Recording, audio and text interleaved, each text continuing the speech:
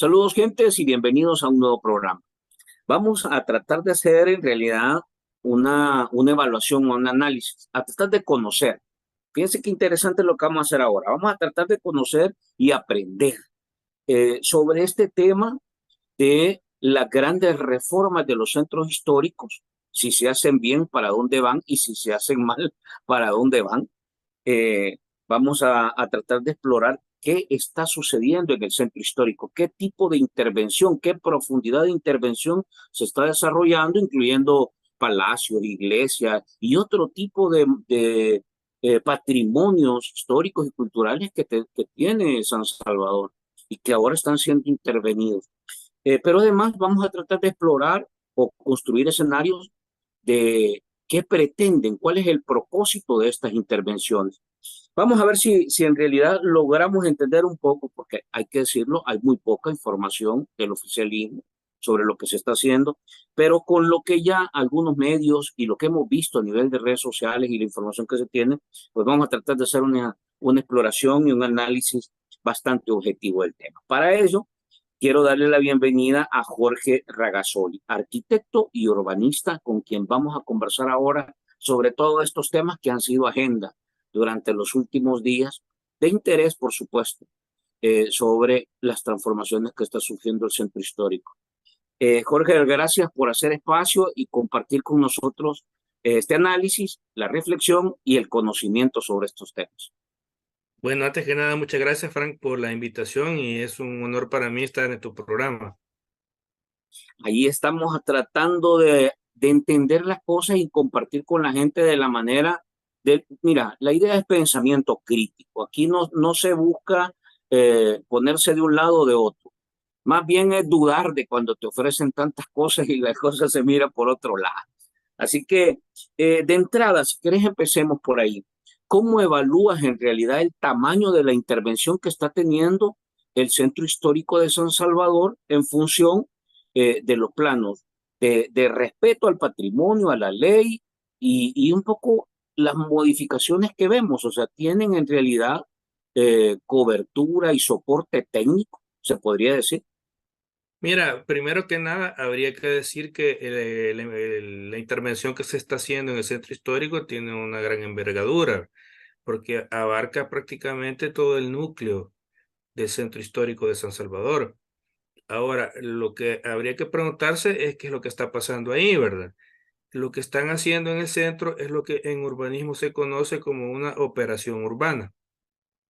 ¿Qué es una operación urbana? Una operación urbana es una serie de intervenciones públicas y privadas en un área específica de la ciudad que normalmente parten de un proyecto detonante. Hay algo que se conoce como el efecto Guggenheim. No sé si tus Explícanos, por televidentes favor. Sí. eh, conocen el Museo Guggenheim de Bilbao. Ahí lo que pasó fue que en la década de los 90, Bilbao era una zona La Ría, de la ciudad de Bilbao, en España, era una zona deteriorada donde habían fábricas, habían bodegas. Con la tercerización de la economía, estas fábricas y bodegas quedaron abandonadas y esa zona se deprimió. Ujú. Entonces, el gobierno del País Vasco tomó la iniciativa de construir un museo. Para eso contrataron al arquitecto Frank Gehry, que es, digamos, bastante estrambótico para las formas, y construyó este museo que se volvió muy famoso porque era de titanio, era de formas alabeadas, un museo enorme frente a la ría. Y para sorpresa de todos, lo que pasó es que fue un boom. El museo fue tan exitoso que todos los terrenos que estaban alrededor se empezaron a revalorizar. Ujú. Entonces empezaron tanto españoles como extranjeros a comprar esos terrenos porque vieron una oportunidad de negocio, a tal punto que toda esa franja de la Ría de Bilbao se convirtió en prácticamente el corazón de la ciudad, con edificios de oficina, edificios corporativos, edificios culturales, viviendas. Entonces esa intervención de un museo, de un edificio, fue tan impactante que revalorizó todo el entorno. Fue como algo espontáneo que se fue dando, ¿verdad? Y empezaron a comprar, incluso corporaciones internacionales para construir torres de oficina, y fue tanto el éxito que tuvo que en otros países intentaron replicarlo. edificio que fuera atractivo, que fuera de uso público, ujú, y esperar que ese edificio revalorizara todo el entorno, que la ciudad se regenerara. Hay otro caso más reciente que es la Filarmónica eh, de Veracruz, que está en una ciudad que está pegada a Veracruz en México, se me olvidó el nombre, Bocas del Toro ujú, creo que se llama. Esa filarmónica está frente al mar, es un edificio enorme, es un edificio público y poco a poco ha ido empezando a regenerar el entorno, ¿verdad? Eso también implica que las propiedades suben de valor. Entonces, hubo muchos casos desde los 90, que fue este caso que yo les explico del Museo Guggenheim.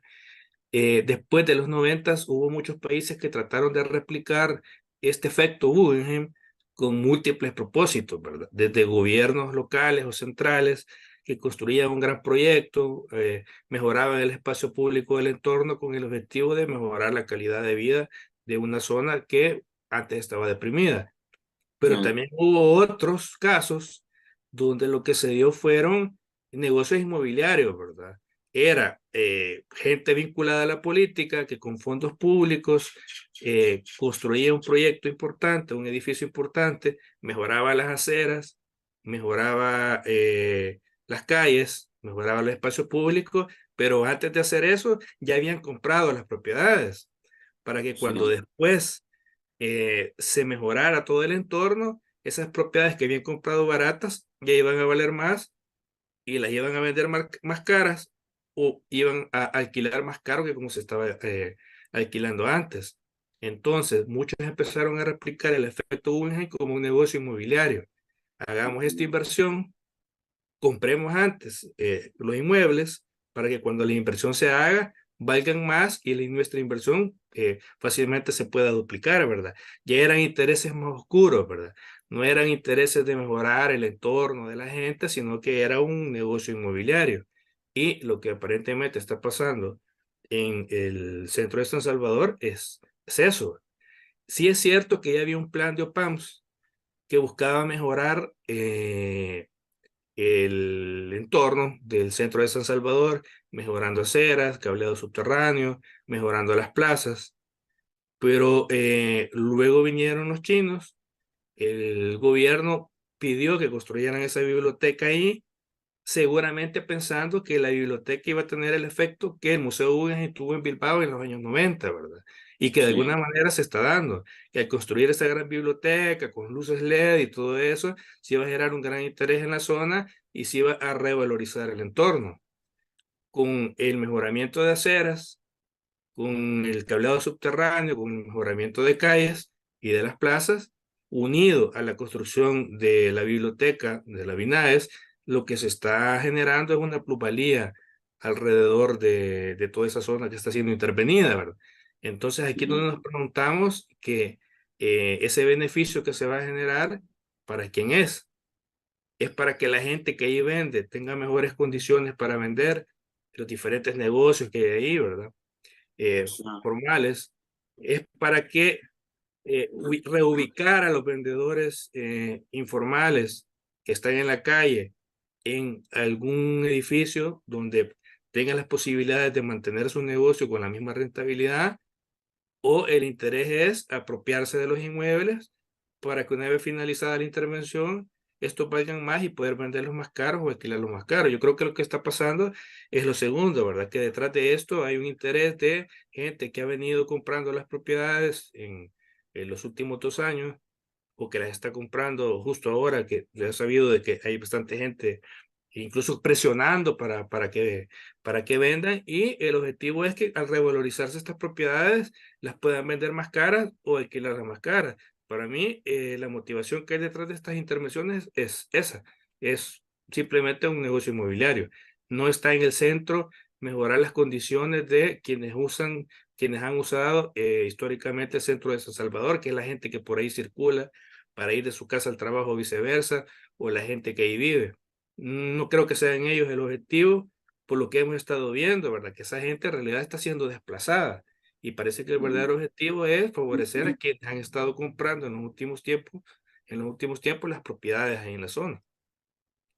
el centro histórico de San Salvador, eh, digamos, ha sido intervenido, Jorge, en cada periodo municipal. Si tú te recuerdas, cada alcalde invierte una buena cantidad de recursos en, digamos, embellecer las plazas y algunas cosas por ahí. Lo hemos venido observando. En cada periodo, cada ciclo, los alcaldes agarran recursos públicos e invierten.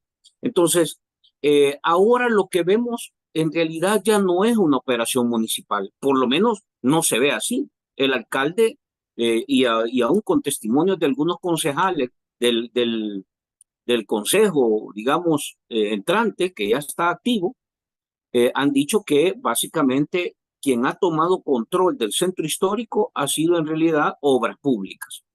Eh, Esto en realidad te parece, porque tú has planteado dos casos. Uno es que las ciudades o los municipios eh, generan estos proyectos detonadores para ir recuperando la vida del territorio, del espacio público. Pero la otra es que sea en realidad una operación de gobierno. Pero aquí prácticamente lo que hemos visto es que ha sido desplazado y sustituido el papel del municipio. No, básicamente la operación se está haciendo por instituciones nacionales. ¿Es así o no? Y eso qué cambia en función de estas experiencias que ha planteado. Mira, obviamente es el gobierno central el que ha tomado la batuta en estas intervenciones que se están haciendo en el centro de San Salvador, ¿verdad? Yo diría que ese no es tanto un problema, ¿verdad? Porque en muchos países ha sido así, que es el gobierno central el que ha tomado la batuta de intervenir en sectores específicos de la ciudad. Ujú.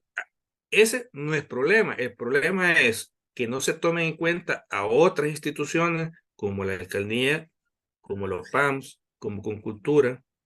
Y aún más grave todavía es que este tipo de inversión y de revitalización que se está haciendo en el centro sea para favorecer intereses de grandes capitales. El Sí. gobierno puede hacer una intervención de este tipo, pero si es para favorecer a los habitantes, a la gente que usa el centro, pues está bien. Pero si es para favorecer a grandes capitales que han venido comprando, entonces está mal, porque están utilizando nuestros impuestos para mejorar aceras, para mejorar calles, con el objetivo de que los inversionistas privados que están comprando se apoderen de las plusvalías que se generan con estas inversiones. Entonces ahí el Ujú. problema sería, está bien que lo haga el gobierno como director, ¿verdad? Pero que tome en cuenta a otras instituciones como la alcaldía o como los PAMS o como Concultura y que también tenga una visión más integral en el sentido que el beneficio sea para todos, no solo para los grandes inversionistas que han estado comprando. Sí. Aquí lo que, vamos a ver, este siguiente elemento que te voy a poner. Lo que hemos visto en realidad es un desplazamiento de todos aquellos que de alguna manera afean la zona, ¿ya? Que digamos que ensucian el entorno del espacio público. Ya estamos hablando de ventas, de locales semiformales, el sector informal y otro tipo de actividad que ha venido siendo tradicional. Esto es en realidad te define una señal. Lo segundo es que hasta hoy no se conoce información del proyecto que se está ejecutando. De hecho, yo creo que ni la alcaldía conoce información del proyecto que se está ejecutando. Es decir, no sabemos el nivel de alcance hasta dónde va a llegar, sino más bien parece que ha sido una especie de operación que en el camino se va tratando de ajustar. Y lo tercero, para tener una valoración tuya al respecto, no hemos visto tampoco que haya una participación de actores privados. Más bien ha sido el gobierno y aquellos actores que están dentro de ese círculo que conocemos que también operan, digamos, actores económicos ahí. Entonces, ¿qué tipo de interpretación podemos hacer de estas tres cosas? Mira, el gobierno siempre ha tenido esta característica de todo lo hace con opacidad, ¿verdad? Y eso tiene dos problemas porque primero no sabemos si puede haber o no corrupción, ¿verdad? Vos sabes que la Ujú. opacidad estimula la corrupción. La transparencia hace que se reprima un poco la corrupción, ¿verdad? Entonces, Mm, al haber tanta opacidad, eso puede estar estimulando que haya corrupción en alguna de las actividades que ahí se desarrollan, ¿verdad? No hay manera de controlar. Y el otro tema es que al hacerlo tan secreto no se abre el debate público.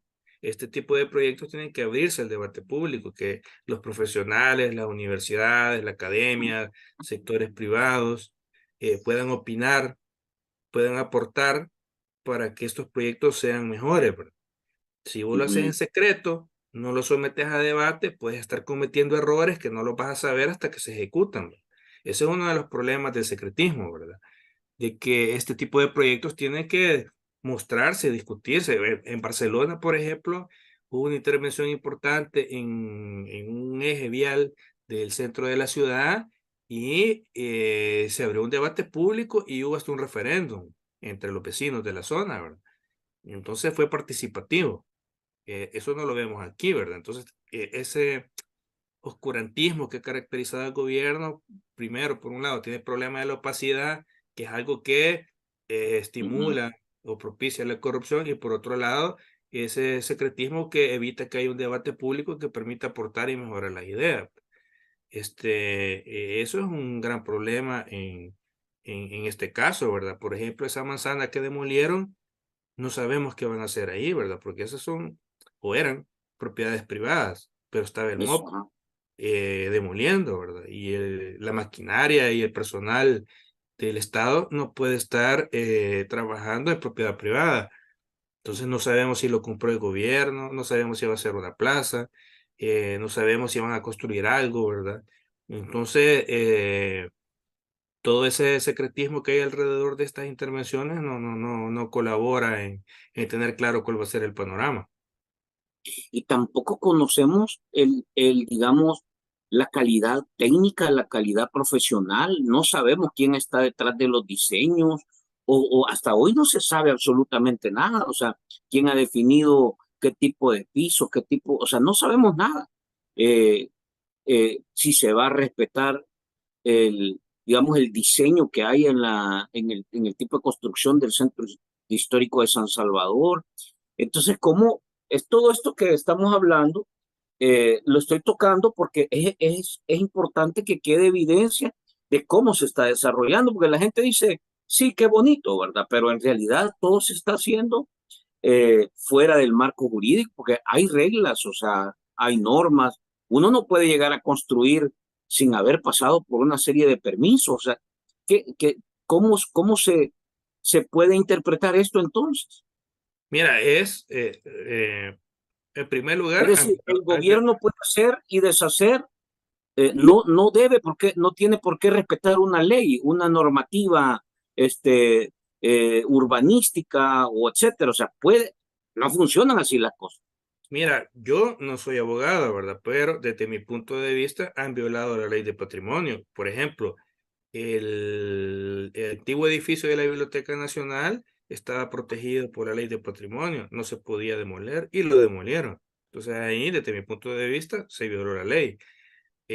Lo que ha pasado con el piso del palacio, que después lo vamos a hablar, también es Sí. una violación de la ley. Y esa manzana que demolieron, esa manzana estaba protegida. Habían varios edificios de valor histórico que no se pueden Incluyendo el demoler. hotel.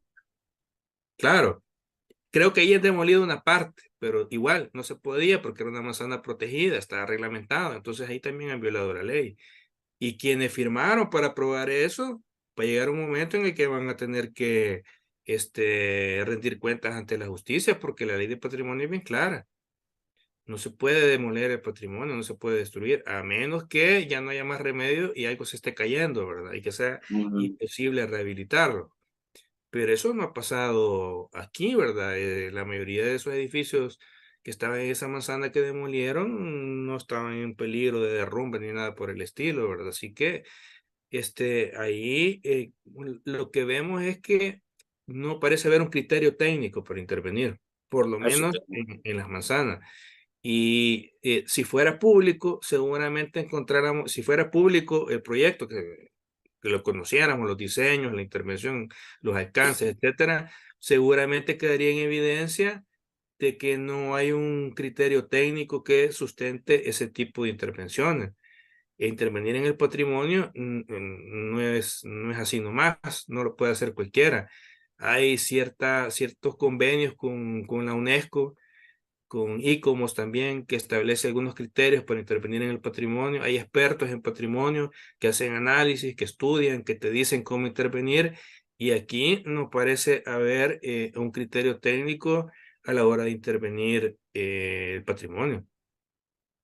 Este ejercicio que se ha abierto entonces, eh, porque no hemos visto eh, actores privados participando en este proceso, no hemos visto un ejercicio participativo a nivel de actores relacionados a la cultura, a la arquitectura, al urbanismo, al tema del patrimonio. Francamente, no hemos visto a nadie, no hay una mesa de cultura, eh, no hay una mesa de arte, no hay nada que uno pueda decir por aquí va. Eh, entonces, si esto no es un proyecto, porque si no lo hubiéramos, pues, Jorge, o sea, te voy a dar la experiencia que nosotros tuvimos en Santa Tecla y tal vez tú lo recordarás. Sí, Básicamente es la misma fórmula que tú has compartido. En el caso de Santa Tecla, en el 2001 cayó un terremoto durísimo, botó la ciudad y el centro histórico quedó básicamente un 60% golpeado. El palacio municipal, que era la alcaldía en ese momento, básicamente el edificio colapsó a un 80-90%. Ese fue el punto de partida. Se reconstruyó el palacio y básicamente fue el detonante para empezar a cambiar un poco la dinámica del espacio público en el centro histórico.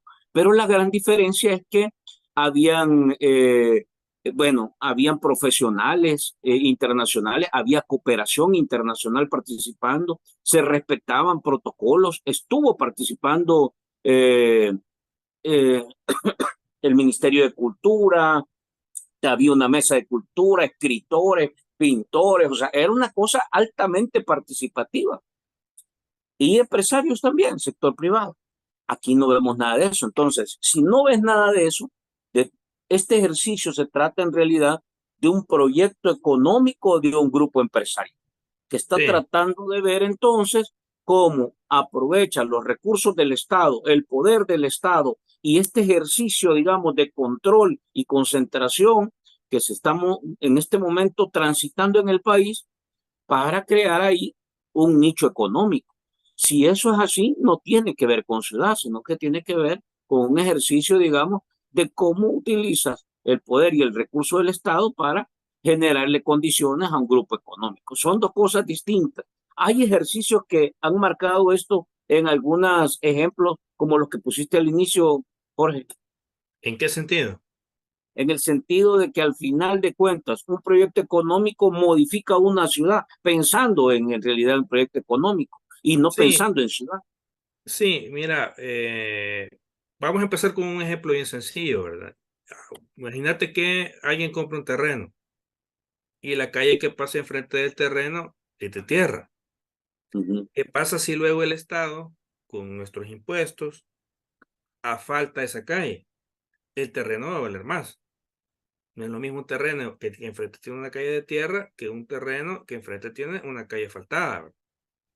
Muchas veces lo que pasaba era de que alguna persona con poder económico tenía alguna propiedad grande en una zona donde no había carretera y le llamaba al presidente y le decía, haceme la carretera aquí para que mi terreno valga más. Y iba el presidente y anunciaba un proyecto para el beneficio de la comunidad, pero en realidad era para faltarle la calle a esta persona que tenía una propiedad ahí y que necesitaba que le faltaran la carretera. Y con eso se revalorizaba. Entonces, ese es el principio que puede haber detrás aquí, que se usa dinero público para mejorar calles, para mejorar aceras, para hacer cableado subterráneo, pero al final quien se beneficia es el que compró el inmueble antes o durante esta operación, porque se va a revalorizar el inmueble y esa plusvalía se la queda el que compró. Hay un caso sobre lo que me preguntás, que es, por ejemplo, Puerto Madero en Buenos Aires, en Argentina, que era una zona abandonada, es una zona que está atrás de la Casa Rosada, que era el antiguo puerto, donde había unos diques, y después de esos diques habían unos grandes galpones, bodegas abandonadas, ujú, y el gobierno de la ciudad intervino esa área de la mano con la empresa privada, y esa área se volvió la zona más exclusiva de Buenos Aires, de ser un nido de ratas que había bodegas, eran bodegas abandonadas y escombros, se convirtió en la zona más exclusiva y cara de la ciudad. Ahí lo que pasó fue que se utilizó dinero público para mejorar esa zona de la ciudad, pero ya había un acuerdo con grandes inversionistas y con grandes empresarios que terminaron comprando esas propiedades, y ellos fueron los que se beneficiaron. Entonces fue una idea que comenzó bien en el sentido de que buscaba revitalizar ese sector de la ciudad, pero en el camino se fue convirtiendo en un negocio inmobiliario, ¿verdad? Y se puso dinero público para mejorar aceras, para mejorar plazas, para mejorar las calles de acceso, pero al final quienes más se beneficiaron fueron los grandes empresarios que compraron propiedades ahí y que ahora es la zona más exclusiva donde hay grandes hoteles y los apartamentos más caros. Bueno, entonces ese es un caso de una intervención, una operación urbana, como te decía al principio, que comenzó como una ujú, idea legítima de recuperar una zona de la ciudad deteriorada y que en el camino se fue convirtiendo en un negocio inmobiliario. Y así ujú, como ese hay varios ejemplos, y lo que está pasando aquí es, lo que yo veo es eso, ¿verdad? Aprovechar la Vinades, que es un gran edificio, que es un imán que atrae, ujú, que puede ser un boom, combinarlo con intervención que ya se venía haciendo de el rescate de plazas y de acera, y que el efecto que va a generar ese tipo de intervenciones en cuanto a la revalorización de las propiedades sea una oportunidad de negocio para quienes han de estar comprando. Cuando vos decías que no se ve la empresa privada o instituciones privadas, sí, lo que Por lo pasa es que menos no no las lo he vemos. visto, no se ven. Se ven en el sentido de que han de estar comprando propiedades, ¿verdad? Para beneficiarse de Ujú, esa plusvalía que se va a generar, ¿verdad? ujú, Han de estar ahí, pero han de ser grandes capitales, ¿verdad? Grandes inversionistas. Siempre se ha hablado de que muchos de los edificios icónicos del centro, que algunos están abandonados, son de grandes familias de El Salvador, ¿verdad? De renombre, y que nunca los vendieron, siempre los tuvieron ahí. Y ahí también en el tema de bienes y raíces es un movimiento importante en el centro. Entonces ahí hay inversionistas privados que están comprando. Entonces la participación de ellos es esa, es comprar ujú, a un precio más bajo para que después se revalorice y vender o alquilar más caro. Y de hecho creo que esa es una de las razones por las que también están sacando a la gente que tiene negocios ahí, porque ujú, los que están comprando las propiedades no le quieren alquilar a una pupusera que le va a pagar $500 al mes. Le quieren ujú, alquilar a un Starbucks que le va a pagar $2000 al mes. Entonces ujú. está cambiando el tipo de negocio y eso lo que genera es gentrificación o volver el centro más excluyente, ¿verdad? Yo Sí. diría que van a convertir el centro histórico en un centro comercial. Eso, vamos a ver, por ahí voy, porque esto que acabamos de hablar es primero definir quién es el que está interesado ahí y a quién va a impactar o a quién va a afectar. De entrada, a la gente, digamos, más pobre, al vendedor informal, al que de alguna manera ha sobrevivido durante años del centro histórico, ya sea informal o que tiene su local, alquila un espacio. Básicamente no se está viendo que se está pensando en ese tipo de salvadoreño. Como Los tú están dices, se está sacando. pensando probablemente en franquicias, en turistas y en otro tipo de ciudadano que probablemente ni siquiera es salvadoreño. Y en realidad las comunidades, la gente de mesones, los que de alguna manera son parte del centro de la ciudad, no están tomados en cuenta en este proceso de intervención que se está haciendo. O no sé si tú lo ves. No, no, no. De entrada, para tomarlos en cuenta, tienes que incluirlos en el proceso, a través de procesos participativos, como el que señalas que hicieron en Santa Tecla, ¿verdad? Uh -huh, Tienes que tomar en cuenta a la gente, qué opina, qué espera, hacerla partícipe de las ideas que se están trabajando para que digan, nos gustaría que incorporaran esto también, pero desde el momento en que no los incluís en el proceso de planificación, ya desde ahí está dando a entender que no lo vas a tomar en cuenta y que ellos no van a ser los beneficiados, ¿verdad? Y queda claro cuando ves que, por ejemplo, hay un video donde hasta un paletero se llevan, ¿verdad? Para Mm. sacarlo de ahí. Entonces, no parece ser que el objetivo sea beneficiar a la gente más pobre, sino beneficiar a la gente más rica, que es la que está comprando. Y en este caso, digamos, si tú conviertes, en realidad, vas elitizando la zona, la vas convirtiendo en una zona donde, así como estás hablando de un centro comercial, en un centro comercial no ves una señora vendiendo café o un paletero. Entonces, este proyecto no es para los salvadoreños, no es para la gente de clase media o clase pobre, sino que estás hablando para otro tipo de segmento social en el que estás pensando a la hora que ejecutas una inversión como esta. Sí, mira, hay un ejemplo que puede ser interesante, que es la intervención que se hizo en la Ciudad de México cuando López Obrador era alcalde, si no me equivoco, que fue una época en la que Carlos Slim compró propiedades en el centro también, ¿verdad? Uh Y -huh, había como un diálogo con la alcaldía para mejorar el entorno, pero ahí se hizo bajo otra lógica, ¿verdad? En la calle Madero quitaron, y en los alrededores quitaron muchos vendedores ambulantes o que tenían puestos en la calle, y lo que hicieron fue darles un nuevo lugar en la misma zona. Por ejemplo, el vendedor de tacos de canasta que estaba ahí en la calle, de repente estaba en un localito ya dentro de un edificio, ¿verdad? Ya no uh estaba en la -huh, vía pública vendiendo, sino que se formalizó, le dieron su localito y ahí pone la repisa y vas pasando por la serie y le compras y te vende, ¿verdad? uh Entonces -huh, mucha de esa gente se reubicó de la calle a locales empotrados, le decían ellos, ¿verdad? Que uh el -huh. vendedor quedó empotrado, ¿verdad? Decían allá en México, y eso le permitía poder seguir vendiendo de una manera formal en mejores condiciones.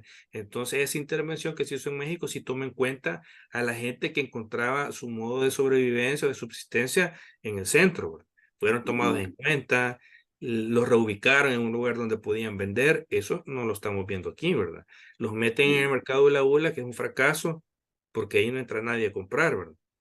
Entonces se van, después de 2 meses de no vender nada, se van a ir a otro lado. Entonces, en realidad, no le están dando opciones a la gente que ahí encontraba su forma de sobrevivir, ¿verdad? De encontrar su sustento. No les Porque están dando opciones. si pudiéramos, digamos, a esta altura, aunque el proceso no ha evolucionado tanto, si hay cambio ya, pero digamos no va muy avanzado. Estamos hablando de un par de cuadras nada más. Eh, a partir, digamos, de la experiencia de otros ejercicios que se han desarrollado en este sentido y que de alguna manera uno no puede estar en contra de reordenar o de recuperar el espacio público, siempre y cuando tiene todo este sentido más participativo. Pero ¿cuáles son esas cosas que tú o esos aspectos que tú dirías, esto en realidad es lo que desde la perspectiva técnica, profesional y hablando del plano urbanístico, debería de corregir un proyecto que es tan importante porque cambia la vida, el giro y el enfoque de una ciudad? ¿Cuáles crees tú y cuáles consideras que deberían ser aspectos que se deberían de revisar, que se deberían de corregir o que se deberían de modificar, tomando en cuenta este nivel de intervención que se está haciendo? Mira, es bien difícil responder esa pregunta porque para saber qué aspectos del proyecto hay que corregir, primero hay que conocer el proyecto. Ese Entonces, sería el primero. sí, entonces ahí la primera observación sería de que el proyecto se haga público, se abra debate, que participe la academia, que participe los diferentes organismos que puedan tener algún vínculo con el centro, como el Foro Centro Histórico, que den su opinión y que se pueda mejorar el proyecto. Entonces, el primer aspecto a corregir sería ese, ¿verdad? Que el proyecto se haga público, que sea transparente, que no se haga escondida, porque el gobierno lo que está haciendo es haciendo un proyecto a escondidas. Poco a poco se va sabiendo en la medida que avanzan las obras y uno va descubriendo lo que están haciendo, ¿verdad? Pero no lo Sí. transparentan. Entonces ese sería el primer aspecto a corregir. El segundo es que lo hagan participativo. Y el tercero es que ya queda la impresión que a la gente pobre no la están tomando en cuenta, debería de corregirse esa visión elitista y tomar medidas que permitan que la gente que invente tenga una opción de reubicación aceptable, ¿verdad? Que sea incorporada dentro del mismo proyecto, porque un proyecto exitoso de este tipo no agarra a la gente y la va a mandar a otra ciudad o a 10 kilómetros de distancia. Un proyecto exitoso de este tipo tiene que lograr reubicar a la gente dentro de la misma zona, porque ellos ahí tienen su clientela, tienen su red de apoyo, su red de proveedores, entonces no los puedes sacar de ahí, lo que tienes que hacer es reubicarlos dentro de la zona de intervención. Entonces, ese también sería un aspecto a corregir, en vez de tener una visión tan elitista donde la gente más pobre se excluye, deberían de buscar la manera de reincorporarla a la intervención que se está haciendo y reubicarla dentro de la misma zona de tal manera que puedan mantener el nivel de ingresos que tienen o incluso mejorarlo, ¿verdad? Y otro aspecto que está bien difícil, porque el gobierno es bastante rudo con esto, es tomar Ujú. en cuenta la opinión de expertos, que es lo que ni en la pandemia querían hacer. ¿Te acuerdas que habían epidemiólogos que daban una opinión y los ignoraban? Entonces el gobierno siempre ha tenido esta característica de no querer tomar en cuenta la opinión de expertos, ¿verdad? Que eso a los políticos les suele pasar, y vos lo sabés, de que Sí, creen que ellos, por ser políticos, tienen la verdad absoluta y no les gusta escuchar la opinión de expertos en el área técnica que les dicen aquí, por este camino, tenemos que ir, este no. Y a veces los políticos creen que lo saben todo y no aceptan la opinión de expertos y en este gobierno se ha visto con mayor evidencia respecto a otros gobiernos anteriores, ¿verdad? De que como que no le gusta la opinión de los técnicos que son expertos en el área, ¿verdad? Y en base, quién sabe qué criterio van avanzando. Así que otro aspecto a corregir sería ese, ¿verdad? Que tomen en cuenta la opinión de expertos en patrimonio, de expertos en urbanismo, de expertos incluso en medio ambiente, en participación social, ¿verdad? ujú, Eso también sería otro aspecto a corregir. Más no se puede porque no conocemos el proyecto, ¿verdad? sí, Desde el punto de vista urbanístico, por ejemplo, yo no te puedo decir cómo proponer algo por la intervención que están haciendo en la manzana que han demolido, porque no sabemos qué proyecto van a hacer, no sabemos si es espacio público o van a ser edificios, ¿verdad? ujú, Eh, no sabemos qué van a hacer con el Mercado Sagrado Corazón. A mí me da la ujú, impresión que lo van a demoler también, ¿verdad? Pero ujú. ¿cómo podemos proponer algo ahí si no conocemos el proyecto? Así que más allá de las cosas que he mencionado, es bien difícil proponer algo mientras no se conozca en detalle la Sí. intervención que se está haciendo. Es un poco preocupante porque francamente te genera incertidumbre, sobre todo a la gente que vive de eso, o sea, que de verdad come del trabajo que tiene ahí, o sea, incertidumbre, temor, duda, miedo, tomando en cuenta que muchos de ellos funcionan sobre la base del usurero, es decir, el dinero que prestan para sus negocios normalmente es más caro, normalmente es más caro. Eh, Son negocios que funcionan al crédito, entonces eh, ¿cómo operas, digamos, en ese plano, de ese segmento de la población, cuando tenés un entorno donde estás perseguido, no sabes con claridad qué va a pasar mañana, si va a estar tu local abierto o lo van a demoler? Es un poco así, ¿no? O sea, es bien difícil trabajar en esa forma. Entonces, ¿es sostenible, digamos, en materia de desarrollo urbanístico? Empujar proyectos que se van a encontrar con resistencia, con ese tipo de incertidumbre, o probablemente cuando no tenés el acompañamiento institucional para poder operar. Mira, desde el momento en que la gente tiene incertidumbre o miedo, ya es una mala señal, ¿verdad? Y cuando actores de esa Ujú. zona de intervenir están en esa situación, eso lo que te indica es que el proyecto en el mediano plazo puede que no sea viable, ¿verdad? Porque estás eh, Forzándolo. implantando, sí, estás forzando y estás implantando algo sin tomar en cuenta las dinámicas que ya se generan en el entorno. Y ciertamente yo he ido al centro lo que se nota cuando hablas con algunos vendedores es como un poco de miedo y con un poco de incertidumbre de que no saben lo que va a pasar, ¿verdad? Puede ser que el Ujú, siguiente día llegue la alcaldía a decirles que tienen que retirarse del local por algún permiso, o lo que hemos visto, ¿verdad? Entonces, sí hay una incertidumbre y la verdad que eso yo difícilmente es viable un proyecto que se maneja de esa manera, ¿verdad? De esa manera tan elitista sin tomar en cuenta a la gente que sí. ahí desarrolla sus actividades. Ah, Y, a puro garrotazo. Así les mira, ha tocado. yo a estas alturas creo que el régimen de excepción ya no tiene que ver tanto con la seguridad, sino con la viabilidad de este tipo de negocios inmobiliarios, ¿verdad? Es Sí. decir, para que yo pueda O sea, comprar estás esta. utilizando el régimen para facilitar este tipo de intervenciones sobre la base del miedo, digamos, para que nadie se Esa, te reclame. esa es la impresión que yo tengo, ¿verdad? Que a estas alturas ya no tiene que ver tanto con la seguridad, sino con viabilizar esto, porque de otra manera, pues sabes que la gente que estaba vendiendo en la calle no se iba a Ujú, ir, pero ahora se ujú, van porque el régimen de excepción y si me llaman detenido, paso 6 meses sí. preso, un año, yo no quiero vivir eso, entonces mucha gente lo que hace es que mejor se va, ¿verdad? Porque tienen miedo al régimen, entonces yo creo que ya todo tiene que ver más con esto. Incluso en el litoral se están dando casos similares, ¿verdad? De gente que están Sí, sacando para promover proyectos ahí. Hace poco vimos una noticia en el Icacal de que incluso sí. se habían apropiado de terrenos que eran de la comunidad. Entonces, es probable que el sostenimiento del régimen de excepción tenga que ver con esto.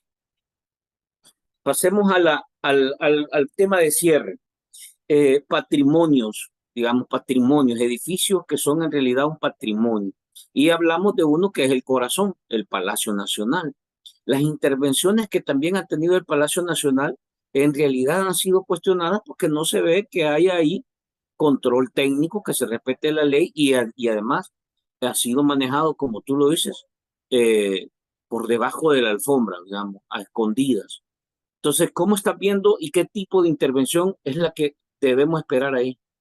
Mira, sobre el palacio, yo no sé si me da cólera, me da risa o me da lástima, porque para empezar el piso que están poniendo es un piso ridículo, ¿verdad? O sea, es un monumento al mal gusto. Es cerámica normal. Es, es un piso de centro comercial o tranquilamente podría ser la casa de un narco. Viste que los narcos son como muy estrambóticos, que les gusta ostentar y que rayan en el mal gusto y que ponen cosas brillantes, chillonas. Entonces ese piso que están poniendo podría estar tranquilamente en Plaza Mundo, en Soyapango o en la casa de un narco o qué sé yo, ¿verdad? Ujú, Esa es la parte que da como risa, ¿verdad? De que eh, destruyen un piso histórico para venir a poner esto, ¿verdad? Por eso te decía, es un monumento al mal gusto y a la falta de criterio. De ahí de cuál era que destruían el patrimonio, porque los argumentos que leo por ahí de gente que no sabe del tema son bien pobres, ¿verdad? Que porque en una puerta había un encementado y que se veía feo, entonces había que demoler todo, ¿verdad? Eso es falso. Esa parte donde se veía que encementaron, que fue una intervención inadecuada, se podría haber levantado y haber puesto baldosas nuevas ahí, ¿verdad? Hay técnicas que son ampliamente conocidas para replicar este tipo de baldosas, que estaban desgastados o que estaban dañados, todo eso se puede restaurar. Hay técnicas para restaurar, entonces no hay excusa para destruirlo. Si estaba dañado, se podía, o algunas baldosas ya estaban como muy desgastadas o quebradas, todo eso se podía restaurar.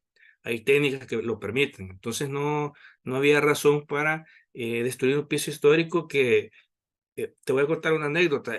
Yo estudié una maestría en España, subí una foto del piso del palacio y a los 5 minutos me estaba escribiendo el director de mi maestría, que es uno de los expertos en turismo más importantes de España, Enrique Torre Pernier, impresionado preguntándome si en El Salvador todavía se hacían esas baldosas hidráulicas, ¿verdad? Porque en España ya es difícil, en Europa ya es difícil encontrar a alguien que las haga, ¿verdad? Estaba sorprendido, me dio pena decirle no, y además las que eran del palacio se destruyeron, ¿verdad? Porque seguramente me iba a decir, pero qué república bananera en la que están, que no pueden ni proteger su propio patrimonio, ¿verdad? Me dio vergüenza, no le dije nada, ¿verdad? Pero es la gente que tiene amor por su país, que tiene amor por el patrimonio histórico, defiende y cuida esas cosas, ¿verdad? Destruirlo es irrespetar al país. Yo así lo veo. Entonces esa es la parte que da como cólera, ¿verdad?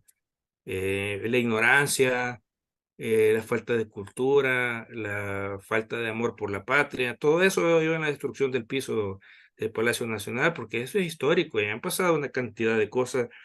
Buena parte de nuestra historia del último siglo se ha dado en esos pasillos del palacio, ¿verdad? Ujú.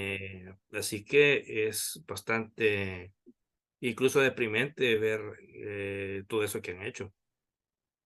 ¿Hay en realidad algún criterio técnico? ¿Ves algún criterio técnico No, en esto que yo, se mi está teoría haciendo para, o se está haciendo al estilo maestro de obra, al estilo albañil? O sea, ¿en realidad hay algún nivel de mira, conocimiento? ¿Ves tú en lo lejos? no, no, mira, como este país es pequeño, ¿verdad? Yo tengo colegas ¿Eh? que conocen a otros colegas que están ahí trabajando dentro del palacio y ellos no pueden opinar porque obviamente los pueden despedir. Pero hasta Sí. los arquitectos que están ahí dentro del palacio se lamentan y dicen que no están de acuerdo, pero ni modo, es su trabajo, tienen que obedecer. Hasta ellos están en desacuerdo con la intervención porque cualquiera que sea arquitecto, por ética, tiene que manifestarse en contra de eso. No puede ser arquitecto y decir que está bien. Entonces, ¿para qué estudiaste arquitectura? Aunque Mm, no es necesario ser arquitecto para darse cuenta del desastre que ocasionaron, ¿verdad? Cualquiera que tenga cierto grado de sensibilidad y amor por el país se va a dar cuenta que fue un error, ¿verdad? Así que no, ahí no hay un criterio técnico. Lo que yo he escuchado es que el evento de Asunción de Bukele va a ser en el Palacio, ujú, o una fiesta alrededor de ese evento de Asunción va a ser en el Palacio, y que el objetivo era tener algo más moderno para ese evento que van a hacer ahí. Es decir, ujú, si es así, la motivación era algo puntual, ¿verdad? No era un interés por restaurar el palacio, sino que por adecuarlo con determinadas características para un evento en específico que se va a dar en esa fecha. Me parece que ese es el objetivo, por lo que mucha gente ha comentado, ¿verdad? Entonces, ni hay una motivación técnica, ni tampoco hay un criterio técnico. O al menos parece que no lo hay, ¿verdad? Con esto, en realidad, cada intervención que le haces a un patrimonio como esto, porque también digamos que todo lo que está pasando alrededor del palacio está conectado con ese objetivo, ese propósito de, digamos, preparar condiciones para la instalación del nuevo, o por lo menos el acto conmemorativo de la instalación de este segundo ciclo de un gobierno que ha estado señalado como un gobierno, digamos, inconstitucional. Pero Es esto es que es como un sello, un inconstitucional, ¿verdad? ribete, ¿verdad? ¿Ah? Es que es inconstitucional. Sí, hay un aspecto simbólico ahí, ¿verdad? Que tiene que ver con las formas, con la comunicación. El palacio es icónico, ¿verdad? Y hacer un acto frente al palacio, desde el punto de vista de la comunicación y de los simbolismos, tiene un carácter especial. Entonces, sí, desde hace mucho tiempo hay como un interés de apropiarse del palacio en el sentido de usarlo con ese carácter, ¿verdad? De aprovecharse del simbolismo que representa el palacio con efectos, con objetivos de marketing.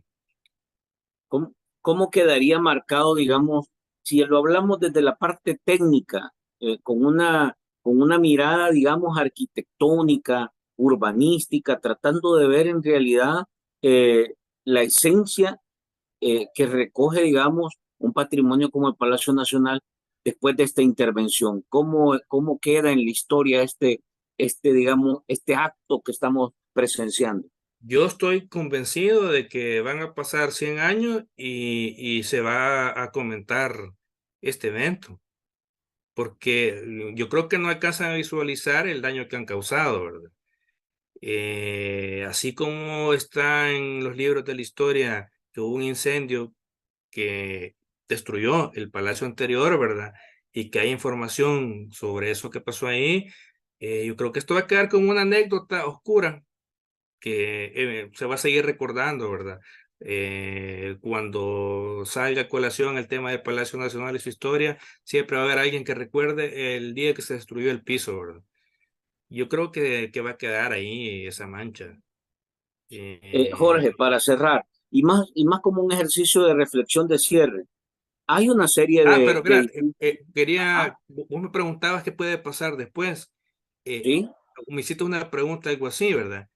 Yo sí, pienso que el camino va a ser, cuando todo esto pase, destruir, demoler este piso moderno que ha puesto ahí, que no tiene nada que ver con el palacio, y reconstruir las piezas.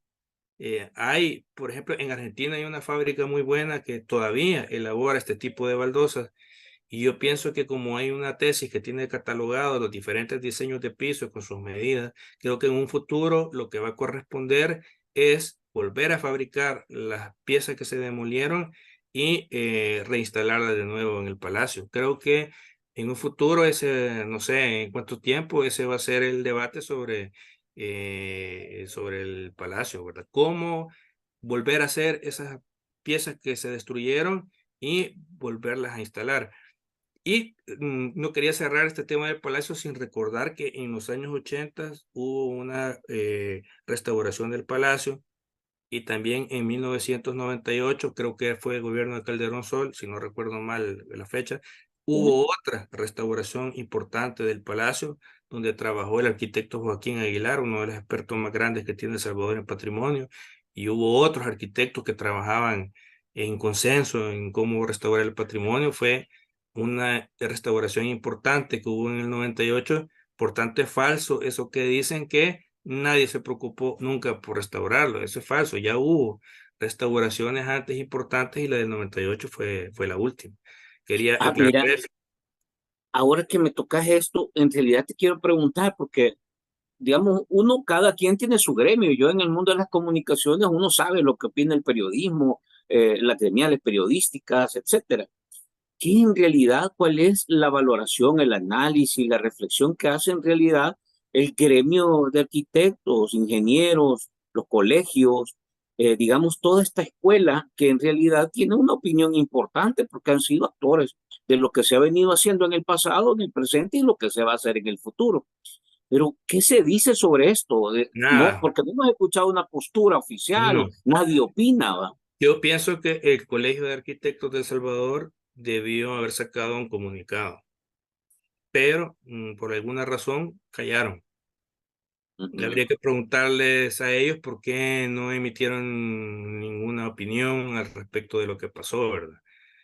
Y entonces eso también es bien llamativo, ¿verdad? Que hay mucha gente que está en contra y han decidido callar, ¿verdad? Deberían haberse manifestado, ¿verdad? Porque entre otras cosas, para eso está un colegio de arquitectos, ¿verdad? En cualquier otro país del mundo medianamente civilizado, un evento de este tipo hubiera provocado una reacción del colegio de arquitectos de ese país, ¿verdad? Aquí no la hubo. No sé por qué Hasta razón. hoy, hasta hoy no hay una opinión, no hay una reacción ni una postura, ¿verdad? De, No. digamos, de una organización, o, porque en realidad son instancias que colegiadamente tienen una voz importante en un gremio como este. Sí, es que ellos deberían de haber emitido una opinión, ¿verdad? Hay un silencio que llama la atención. No sabemos por qué. Puede ser que haya algún tipo de temor, o puede ser Mm. que haya otra razón, pero sí hay un silencio que llama la atención de parte del Colegio de Arquitectos. A partir de esto, y por aquí te quiero llevar a la reflexión de cierre, ¿qué podríamos esperar en este ciclo que estamos a punto de abrir en función del futuro de los patrimonios que tenemos? Y hemos visto que uno de los más valiosos, habíamos hablado que, por ejemplo, hay como tres categorías de protección de los patrimonios y el Palacio Nacional es la categoría más alta de protección. O sea, eh, hay edificios, digamos, donde hubo sucesos importantes y esas tienen una categoría de protección, y hay otros lugares que son importantes por su historia y por la forma en que cambian, como por ejemplo, nos decían una vez, eh, el, la infraestructura que tiene Suchitoto, por ejemplo, ahí no se pueden tocar ciertas casas por todo el diseño que eso implica. Pero el Palacio Nacional es el máximo nivel de protección que puede tener un patrimonio y se lo pasaron por donde ya vimos. ¿Qué Sí. podríamos esperar que puede suceder con el resto, digamos, y sobre todo lo que está ahí en el centro histórico? Mira, mientras la gente no proteste, eh,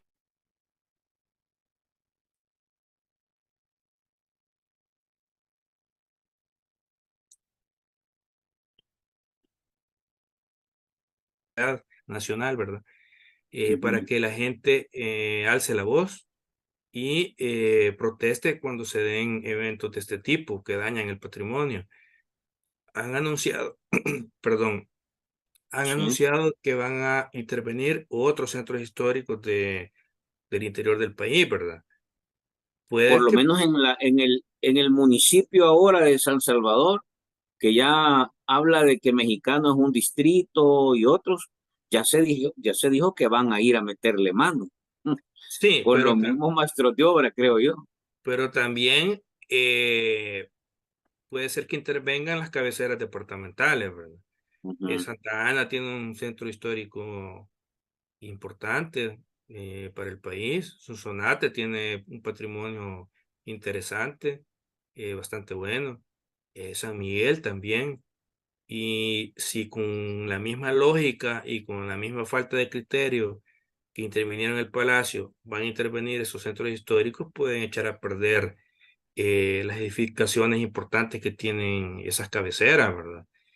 Allá Sí, los santanecos sí se dejan demoler o dañar su patrimonio, el casino y todos esos edificios interesantes que tienen, ¿verdad? De su época de abolengo, ¿verdad? sí, Allá ellos, ¿verdad? Pero es que ahí es donde la gente debe de protestar y alzar la voz para defender su patrimonio, porque es probable que si siguen habiendo este tipo de intervenciones en el interior del país, eh, puedan pasar cosas similares, ¿verdad? Donde se haga una intervención inadecuada que destruya parcial o totalmente el patrimonio nacional, ¿verdad? Así que el camino que nos queda es que no sé si son maestros de obra los que toman las decisiones, ¿verdad? Yo estoy seguro que también hay colegas pero ahí bueno, que apoyan el botón, ¿verdad? pero como pues sí, ponemos pisos, modelo, ¿cómo se llama? Plaza Mundo, o sea, uno podría esperar cualquier cosa, pues. Sí, es que es eso, podemos esperar cualquier cosa, ¿verdad? Y la verdad que ahí, como te decía yo, no, no solo maestros de obra, ¿verdad? Y hay colegas que solo agachan la cabeza y dicen que sí, ¿verdad? Mm. Entonces, mientras callen, así como ha callado el Colegio de Arquitectos, mientras no haya nadie que les diga, mire, se están equivocando, no es este el camino, mientras agachen la cabeza, esto puede seguir pasando. Acordate que a veces pasa con los políticos, ¿verdad? De que Sí, los asesores que tienen alrededor no le cuentan lo malo, le aplauden todo, ¿verdad? Y el político va por sí, ahí cometiendo errores porque eh, todos los que están alrededor no le dicen, ¿verdad? Eso está mal o no, ¿verdad? Sino que se lo aplauden, ¿verdad? Entonces, mientras haya gente que solo eche la cabeza, incluyendo desgraciadamente colegas, pueden seguir cometiendo estos errores. Así que y quizá cabe un llamado no solo a la gente que tome conciencia, sino que también a los colegas a que opinen y que cuando algo consideren que es incorrecto, que lo digan, ¿verdad? Que no simplemente agachen la cabeza por no perder un trabajo, ¿verdad? Decir técnicamente, explicar técnicamente cuándo una intervención está mal y por qué, no necesariamente significa que te van a quitar de un trabajo, ¿verdad? Y yo los invito a que abran la boca, ¿verdad? Y si algo está mal, que lo digan con argumentos técnicos, ¿verdad? No tiene por qué pasarles nada por eso. En último caso, lo que puede pasar es que no tomen en cuenta la opinión que les dan, ¿verdad? Pero ya salieron de su compromiso ético, ¿verdad? De opinar contrariamente cuando consideran que algo es incorrecto. Así que esperemos ah, que la repercusión que ha tenido lo que pasó en el Palacio sirva para que lo piensen más en otro tipo de intervenciones, ¿verdad? Que no es el primer caso, ¿verdad? Lo de la Iglesia de Rosario fue otra tontería, ¿verdad? Porque eso es lo que te iba a decir. La iglesia de Rosario pertenece a un estilo arquitectónico que se llama brutalismo, que para hacerlo corto es dejar el concreto visto. Quitar los Ajá. moldes y así como queda el concreto, así lo dejas.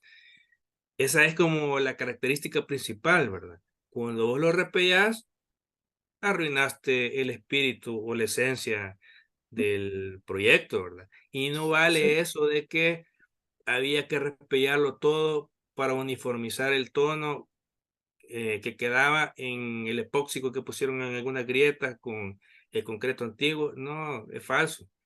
Incluso para cuestiones estéticas de cubrir un remiendo, por llamarlo de alguna manera, con epóxico, hay maneras para intervenir focalizadamente.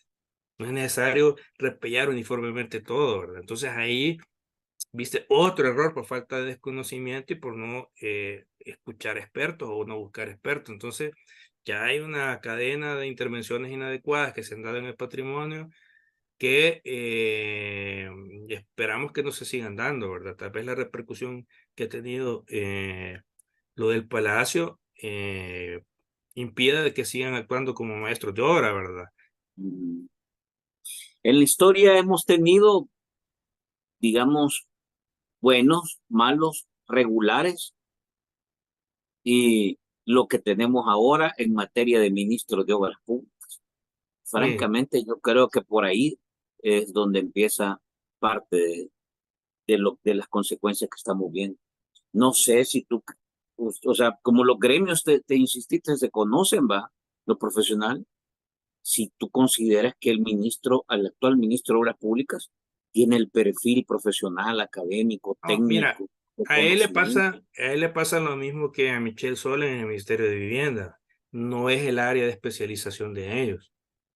Es decir, es como que yo siendo arquitecto me pongan de ministro de salud. O sea, no tiene nada que ver con mi experiencia, ¿verdad? Entonces, el problema de ellos es que no es el área de expertise de ellos, ¿verdad? Los han puesto en un área que no los debieron haber puesto porque no es para eso, para lo que estudiaron, ¿verdad?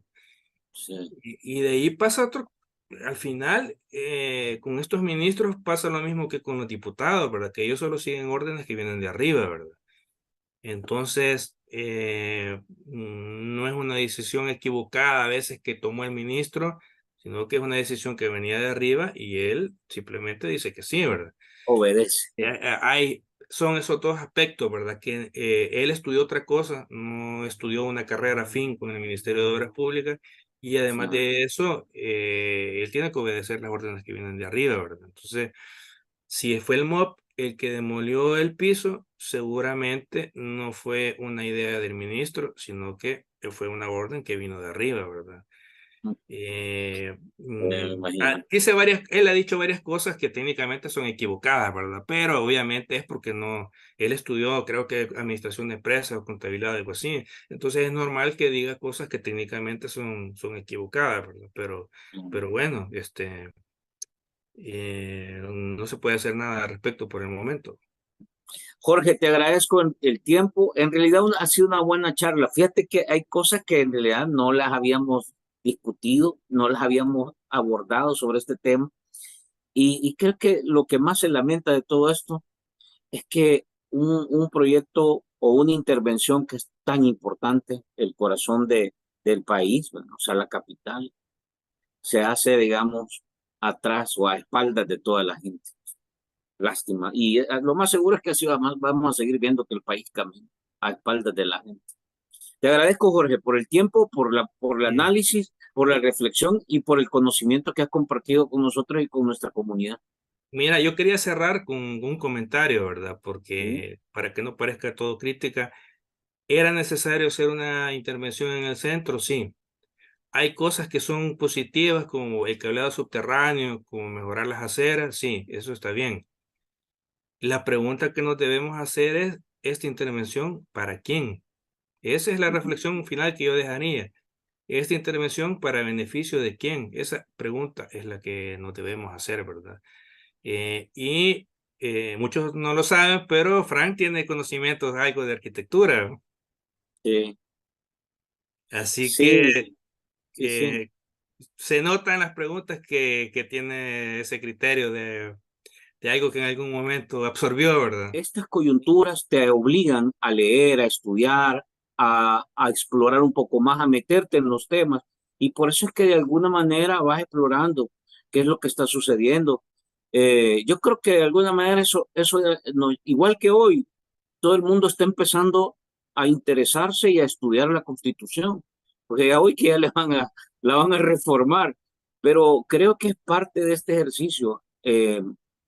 Tratar de ser, de ser un actor, incorporar, digamos, tu propia valoración y hacer que las cosas cambien, pero cambien con un sentido que tenga un enfoque mucho más participativo y más social.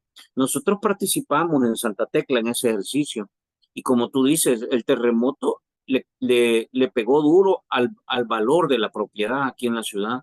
De hecho, la ciudad estaba siendo abandonada por la gente.